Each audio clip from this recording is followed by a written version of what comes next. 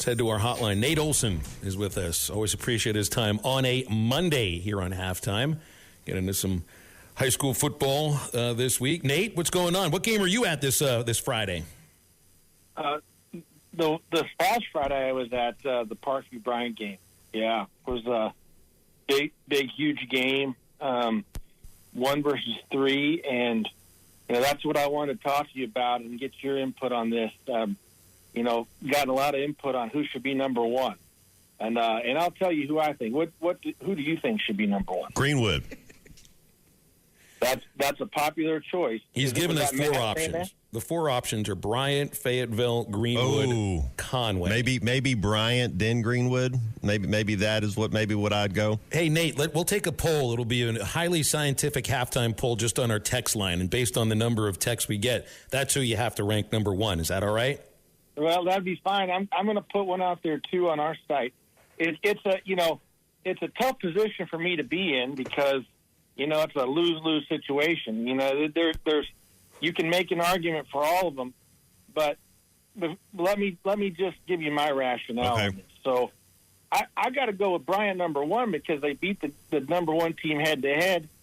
Fayetteville didn't play this week. Now Fayetteville plays Texas High, and I look at strength of schedule here because you're not Greenwood is not going to play these other teams. Now they said they played Fayetteville in the scrimmage game. Okay, I understand that, but I'm not gonna go with scrimmage games.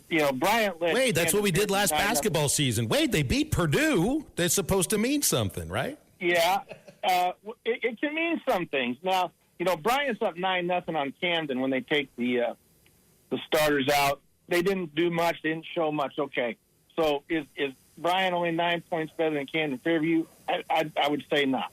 So that's been kind of the argument. But I'm going to say that Bryant should be number 1. They beat Parkview. I'm going to probably say Fayetteville's still number 2 because they didn't play and they're going to play Texas High now. This is a big game with Texas High. This is one of the better teams in Texas in their class. They're undefeated. If they lose, then I think you're out and somebody else moves in. And it would have been much better if they played Friday night because it would all kind of go together. But Greenwood, there's no question they're a very good team. But when you look at Bryant, when they went out of state to play Missouri, they played Christian Brothers College, and they throttled one of the best teams in Missouri is supposed to be, in their class. They play Parkview. So that's a good strength of schedule there. And then Fayetteville playing Texas High. I give them a feather in the cap for there. They played over in Broken Arrow, Oklahoma, and that's not as good a team as they have been, but I still give them some credit. Greenwood plays 3 7A West teams, but the 7A West teams that, no offense to them, but they're the middle of the pack and lower. So 170 points on Bentonville West, which is extremely, extremely impressive. I mean, no question about that. But I also think that maybe Bentonville West is as good as we thought, and maybe Rogers is better. I mean, you cannot criticize them for playing 3 7A West teams. I'm not saying that, but I'm just saying when you show and you compare the different schedules, which we have to do when we're comparing teams that don't play, I would give the nod to a couple of those other teams. Now, they're not going to like that in Greenwood. What I tell them is keep winning, and it may come out in the wash at the end of the season because I don't know that Fayetteville and Bryant will go undefeated the rest of the year. If Greenwood's undefeated at the rest of the year and those teams lose, well, that's who's going to be number 1 then.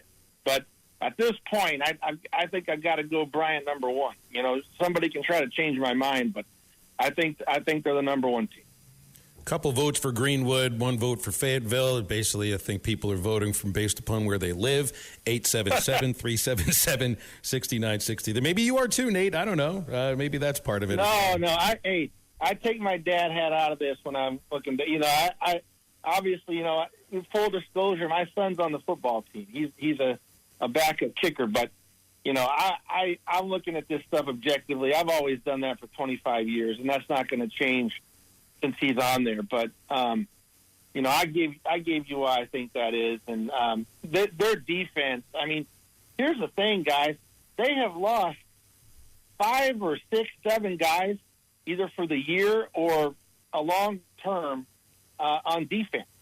And still were extremely physical, and Parkview really couldn't do anything. And Parkview, they're playing a lot of guys both ways. All those Division I guys, other than Quentin Murphy, are playing both ways. That's a huge disadvantage. I mean, that would probably hurt them against any of these matchups if they played Fayetteville, Greenwood. I mean, it really hurt them against Bryant. And what I think we kind of learned is Bryant has now beaten them 2 out of 3 years.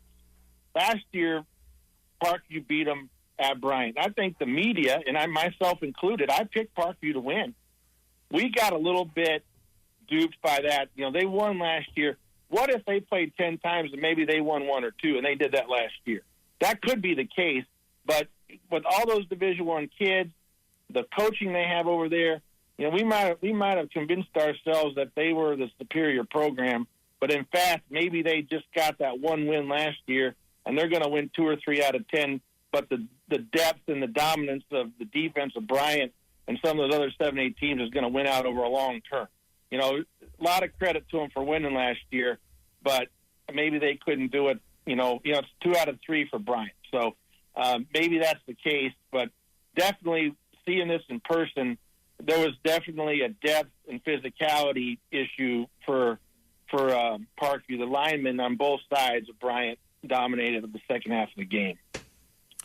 Maybe one of the biggest surprises, Elkins blowing out Warren. Maybe not just a win over Warren, but the final score. Tell me about that game. Yeah, Elkins is, I knew they were going to be good on defense, but they had to replace a bunch of offensive guys, or, 3 or 4 guys, but they've just reloaded. Jaquay Walden, he's a senior, ran 175 yards. For 175 yards, he had 2 tackles for a loss on defense, and he's scored on a fumble. Big-time playmaker there. He's doing it on both sides. Landon Martin, he had 5 catches for 100 yards, 3 touchdowns. And Ben Napier, he's a junior, so he's, a newcomer. He used to replace Dizzy Dean, who is a good quarterback that transferred from Greenwood. He has 142 yards and 3 touchdowns, 11 for 16 passing. So their offense, which you thought could be a little less explosive, is almost the same. And then their defense, which has 8 starters returning, has plugged in a couple of guys, and now they're just looking super dominant. You thought maybe they would drop off a little bit on offense, but Warren, who has Antonio Jordan, who is a commit to Arkansas, who I think is a real steal for the Razorbacks, he's slowed down a little bit because Jackson Denton, their star quarterback, this is a sophomore. He was hurt, and I think maybe out for the season.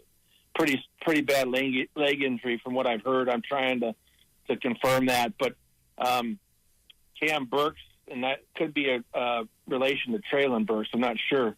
But he is a receiver, but he had to play quarterback in that game. So I think that hurt him, but big win for Elkins. I think, with that win and what Elkins has done in the non-conference season, you definitely consider them a team that could go all the way to Little Rock. They were close last year. And, we kind of had them on the short list this year, but we're sort of waiting to see how some of these holes would be plugged in. But it looks so far so good. That's a huge win at a neutral site. Elkins looks to be flying high. Nate, what do you get a sense out of Springdale?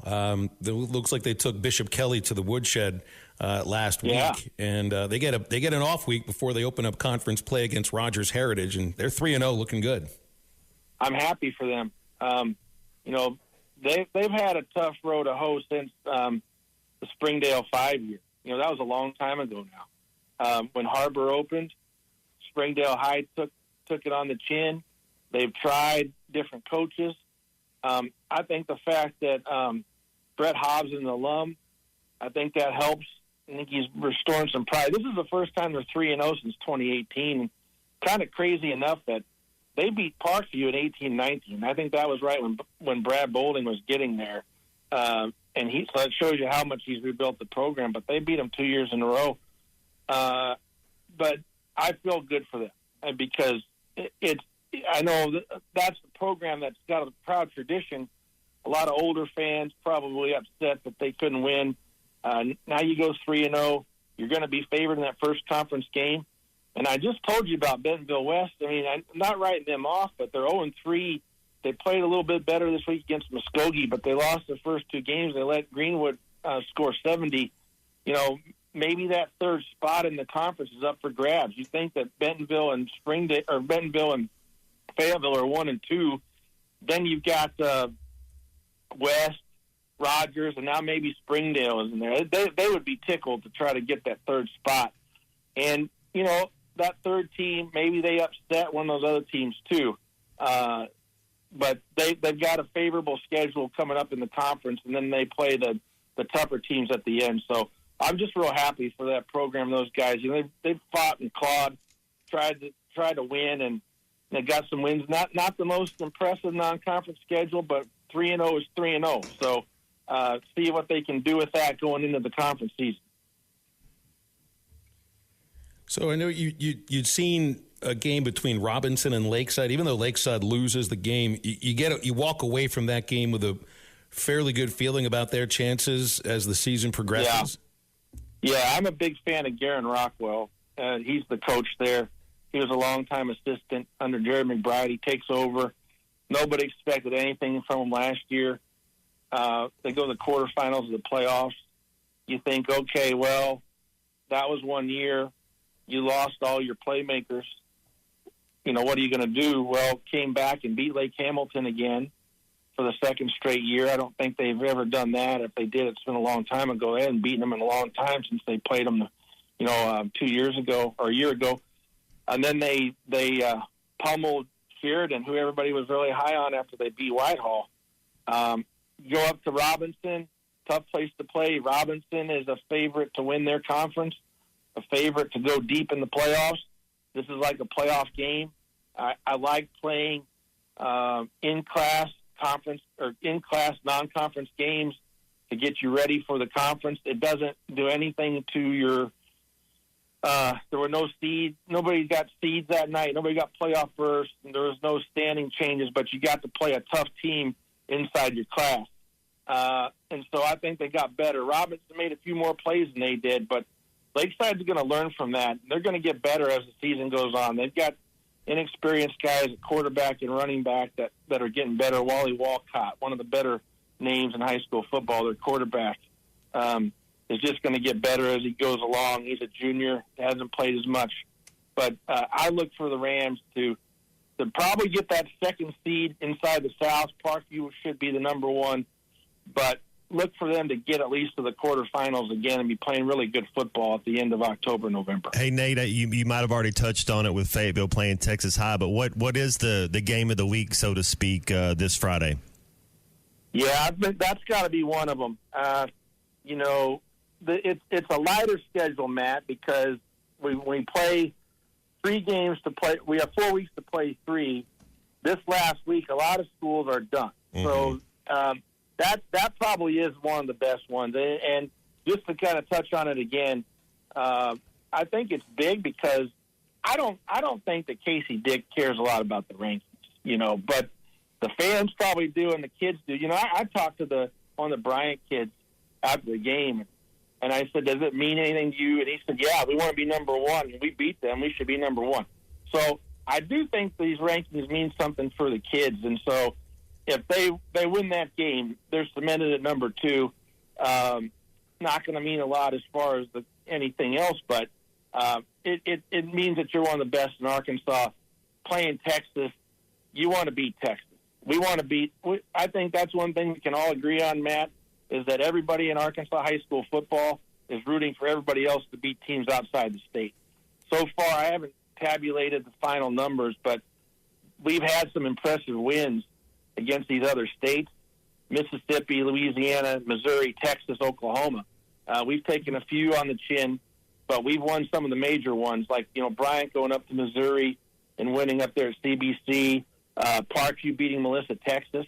Yeah, and there's no shame with Parkview losing to Bryant. I mean, they beat Melissa, Texas. That's a good team in 5A Texas. So Parkview's still a good team. But, I think that's the one to go to. If I was going to one in the River Valley, Northwest Arkansas, I think I'm going to that one and checking out those UNLV commits. Odom Garrett Odom at quarterback, and a couple of those guys they have on their team, and Jason DeLamar, the Arkansas baseball commit. They're a very good team, and a team that could easily go back and win the state championship again. Nate, we'll leave it there. Appreciate you coming on, and we'll do it again Monday next week. Happy football, okay?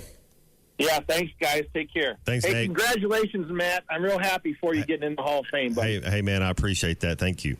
You bet. Nate Olson, SB Live, with us each Monday. BetOnline is your number one source for all your betting needs. Get the latest odds, lines, and matchup reports for baseball, boxing, golf, and more. BetOnline continues to be the fastest and easiest way to place your wagers, including live betting and your favorite casino and card games available to play right from your phone. Head to the website or use your mobile device to sign up today and get in on the action. Remember to use our promo code BELIEVE, that's BLEAV, for your 50% welcome bonus on your first deposit. Bet online, where the game starts.